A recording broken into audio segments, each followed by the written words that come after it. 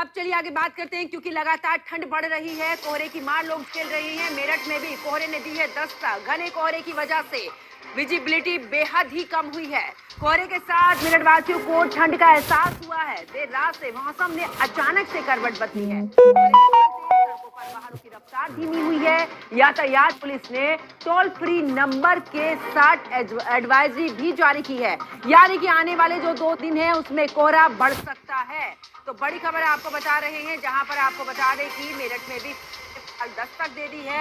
अब रात से ही घना कोहरा छाया हुआ है। घने कोहरे की वजह से जो विजिबिलिटी है वो फिलहाल कम हो चुकी है। कोहरे के साथ मेरठ वासियों को अब ठंड का एहसास हुआ है। देर रात से मौसम ने अचानक से करवट बदली है।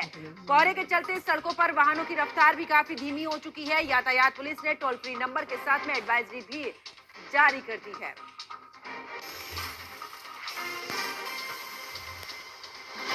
ज्यादा जानकारी के लिए हमारे संवाददाता मनीष हमारे साथ में जुड़ चुके हैं। मनीष, अगर मेरठ की बात करें, क्योंकि पूरे उत्तर प्रदेश में देख रहे हैं जगह जगह पर कोहरा छाया हुआ है, लेकिन अगर मेरठ की बात करें फिलहाल वहां पर किस तरीके की स्थिति नजर आ रही है कोहरे को लेकर? देखिए, बिल्कुल मैं आपको बता दूं, ये मेरठ में जो है सर्दी का अगर देखा जाए तो पहला कोहरा पड़ा। देर रात से यहाँ पर लोगों को ठंड का एहसास होना शुरू हो गया था।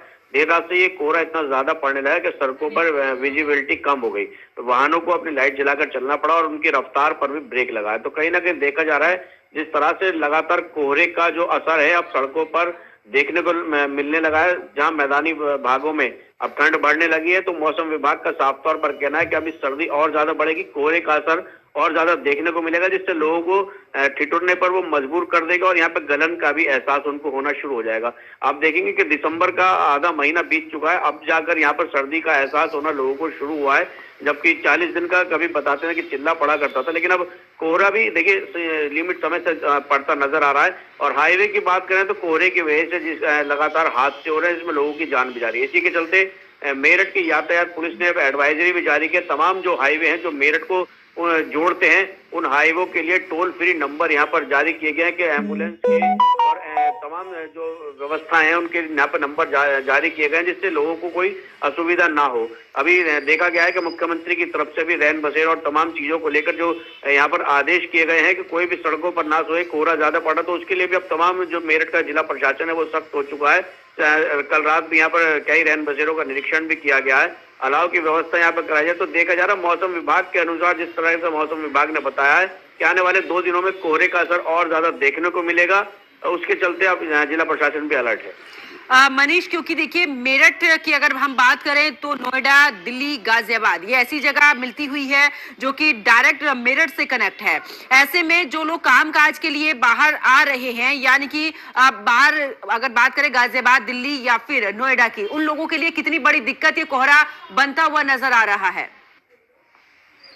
देखिए, जो यहाँ से मेरठ से दिल्ली के लिए अपने जाते हैं, फैक्ट्रियों में काम करने जाते हैं, कंपनियों में काम करने जाते हैं, वो लोग या तो सुबह यहाँ से जो 6 बजे वाली शटल सेवा चलती है उसको इस्तेमाल कर रहे हैं, लेकिन वो भी देखा जा रहा है कोहरे की वजह तमाम ट्रेनों पर इसका प्रभाव पड़ना शुरू हो गया। जैसे संगम, नौचंदी, ये मेरठ से ही चलती हैं जो दूर दराज तक जाती है। नौचंदी की हम बात करें तो लखनऊ और इलाहाबाद, प्रयागराज तक जाती है, लेकिन अब देखा जा रहा है कि नौचंदी भी कई कई घंटे लेट यहाँ पर चल रही है। संगम जो एक्सप्रेस है वो भी यहाँ पर कई कई घंटे कोहरे की वजह से लेट चल रही है, जिस कारण अब दैनिक जो यात्री हैं उनको भी काफी समस्याओं का सामना करना पड़ रहा है। क्योंकि अब यहाँ जो मेट्रो शुरू हुई है, मेट्रो रैपिड, उसको अभी तक प्रधानमंत्री की तरफ से हरी झंडी नहीं दिखाई गई, जिस कारण उसमें लोग अभी सफर इस तरह से नहीं कर पा रहे। क्योंकि शहर से सफर करने के लिए उनको लगभग 20 किलोमीटर दूर जाना पड़ता है मेट्रो पकड़ने के लिए। इसी कारण अब लोग कहीं ना कहीं देख रहे हैं कि अपने वाहन से भी बसते नजर आ रहे हैं। उनको काफी समस्याओं का सामना अब हाईवे पर चलने में आ रहा है, क्योंकि कहीं ना कहीं हताहत होने का डर अब उनके मन में सता रहा है। मनीष, लेकिन दूसरी तरफ अगर स्कूली बच्चों की बात करें तो आखिरकार क्योंकि दिक्कत तो उनके सामने भी है, इतनी ठंड, इतना कोहरा, विजिबिलिटी बिल्कुल शून्य होती हुई नजर आ रही है मेरठ के अंदर, तो अब ऐसे में उनके सामने किस तरीके की दिक्कत है और क्या हो सकता है, क्या स्कूलों के समय में बदलाव हो सकता है, क्योंकि बोर्ड एग्जाम भी है? देखिए, बिल्कुल आप देखेंगे, मैंने तस्वीरों में भी दिखाया कि नौनिहाल सुबह सुबह स्कूल जाने के लिए तैयार भी हैं और अपने बसों का इंतजार भी करते सड़कों पर वो नजर भी आए हैं। तो कहीं ना कहीं देख रहे हैं जिला प्रशासन की ओर से अभी तक ऐसी कोई एडवाइजरी स्कूलों के लिए यहाँ पर जारी नहीं की गई, लेकिन देखा गया जिस तरह से स्कूलों ने अपना टाइमिंग समय पहले ही बढ़ा दिया था और कुछ स्कूलों में अभी एग्जाम चल रहे हैं और बताया जा रहा है कि 25 दिसंबर से स्कूलों में तब अवकाश भी हो जाएगा, विंटर वेकेशन हो जाएगा।